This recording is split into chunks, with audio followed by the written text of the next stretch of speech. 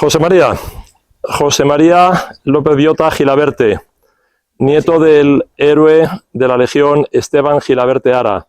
Buenos días. Buenos días. Qué gusto verle por aquí un 6 de junio de 2025, honrando la memoria de su abuelo.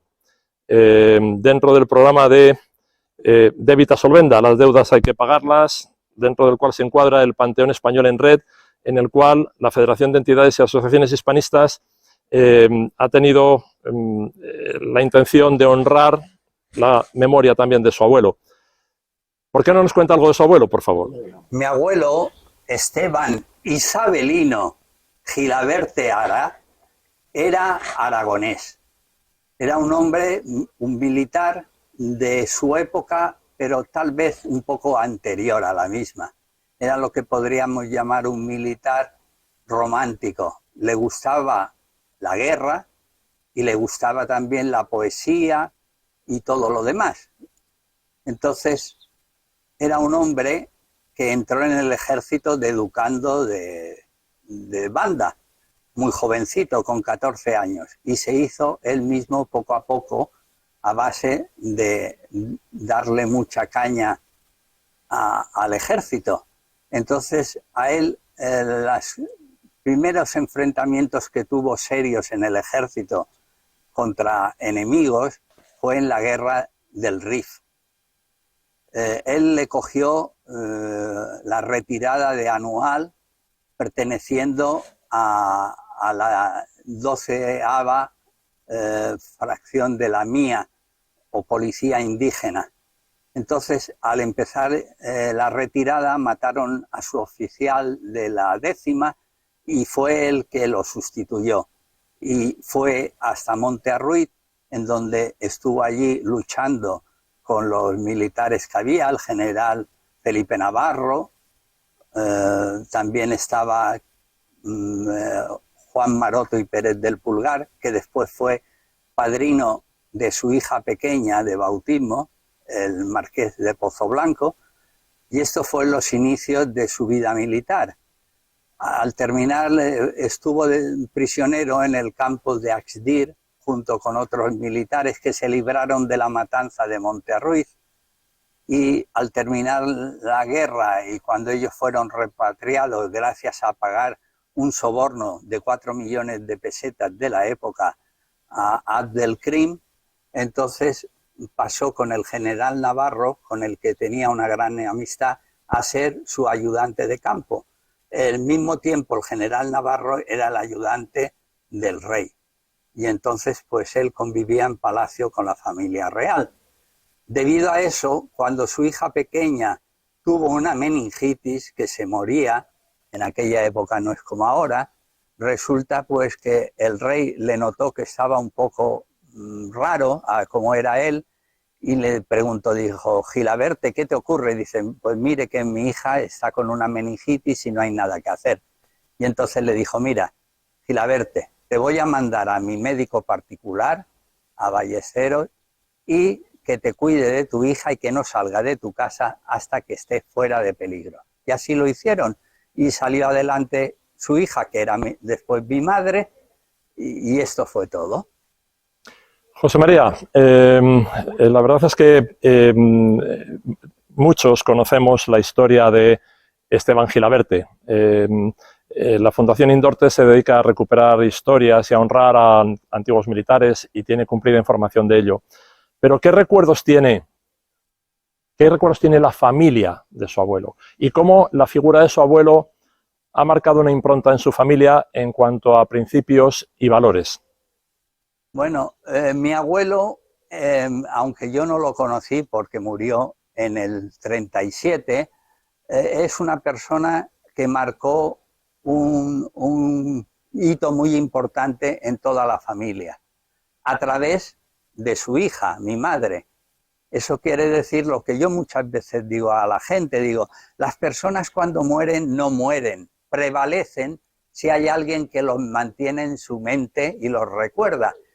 Y en eso mi madre era muy persistente, siempre tenía cosas que contarnos del abuelo, anécdotas, cosas de él, cómo se llamaba el perro que tenía, que el caballo, cosas que parecen tonterías, pero cuando eres pequeño le vas dando una importancia y vas haciendo de esa persona, vas haciendo un héroe y algo más. Y entonces es lo que pasaba con el abuelo Esteban. Fue una persona que, aunque yo no lo conocí, a mí y a mis hermanos nos marcó mucho la manera posterior de enfrentarnos a la vida, viendo lo que él había hecho en sus combates, en sus momentos de paz y además verlo cómo se manejaba tanto, podríamos decir, en la paz como en la guerra. Claro, porque los militares en general tienen un carácter aguerrido. Pero ¿cómo era su abuelo? ¿Qué recuerda del carácter de su abuelo que le haya transmitido su madre? Bueno, mi abuelo, por lo que me contaba mi madre, era un militar, como llamaban entonces, un africanista. O sea, era un militar de pelo en pecho, de los que delante tenía una ametralladora y le daba igual, iba para adelante. Pero al mismo tiempo, por lo que yo he podido después conocer y recopilar, era un romántico. Era una persona que se presentaba a concursos de poesía, escribía poesías a la reina, escribía relatos cortos, entonces era una persona versada, hablaba perfectamente el chelja, que es el idioma que empleaban los rifeños, cosa que le salvó la vida varias veces, y era un hombre, pues que podríamos decir, muy bien equilibrado. Bueno, la verdad es que parece, y sabemos, que su abuelo era un poco un Garcilaso, un caballero de armas y de pluma. Y usted, descendiente de él, ha seguido una trayectoria de cultura y de oficio y de estudio. Usted es médico, ¿verdad? Sí, otorrino. Otorrino. Tengo entendido que usted ha tenido una experiencia en la consulta relativa a su abuelo. ¿Por qué no nos la cuenta, por favor? Bueno, así es. Más o menos a principios mediados de los 70, un día de los que iba cada día a pasar la consulta en la Seguridad Social, me acuerdo que la enfermera me pasó a la silla delante de la mesa en donde yo estaba sentado, una persona de unos 60 y algo por ahí, trajeado, como en aquella época íbamos la gente con corbata y chaqueta, y le empecé a abrir la historia preguntándole por antecedentes, edad y todo lo que yo solía hacer. Aparte que a mí con los pacientes me gustaba saber mucho de ellos, o sea, saber de su profesión, saber cómo se manejaban, porque me servía también para a veces hacer diagnósticos.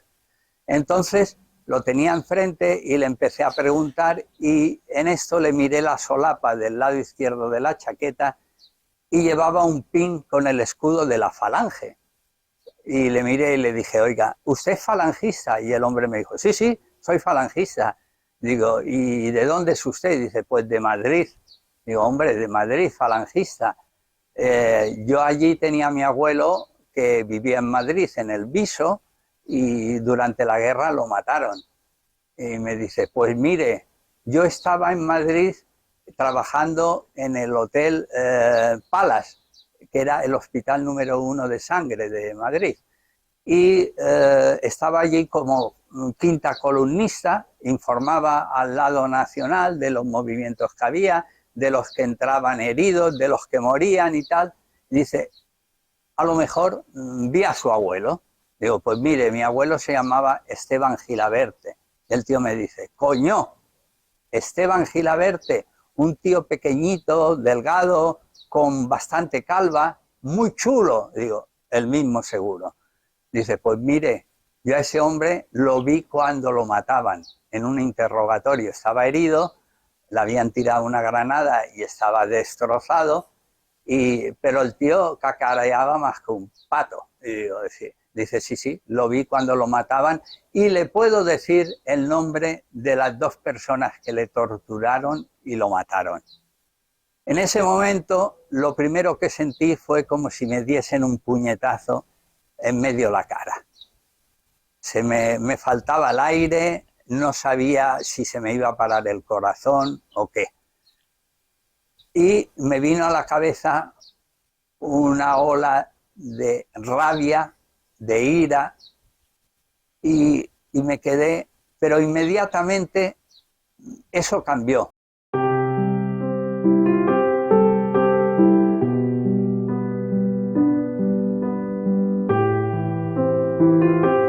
Han pasado 50 años. Si seguimos manteniendo este hilo de unos a otros y en gente que además no hemos vivido la guerra, ni sabemos realmente de primera mano qué fue, y no rompemos ese círculo de odio y venganza, no lograremos la paz entre nosotros. Debemos conservar el recuerdo de las personas y borrar las circunstancias que rodearon su final, y así poder vivir nuestra propia vida. Por eso no quise saber el nombre de esas personas. Creo que así rompí mi círculo.